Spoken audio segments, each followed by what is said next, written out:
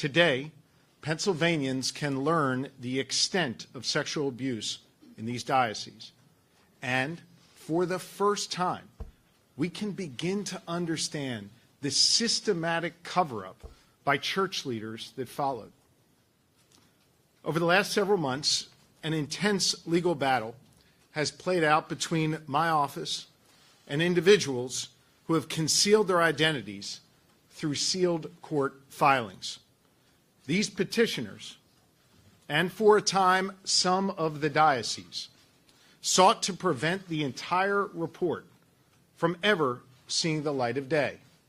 Dozens of witnesses testified before the grand jury, detailing acts of sexual abuse by priests and how senior church officials covered up their criminal conduct, prioritizing their institution over the safety and welfare of these young boys and girls.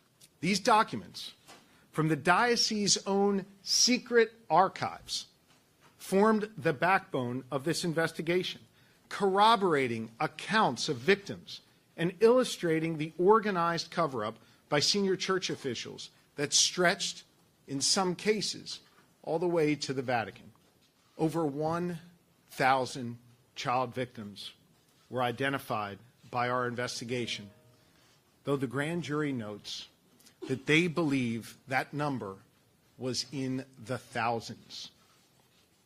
As the report reads, we should emphasize that while the list of priests is long, we don't think we got them all.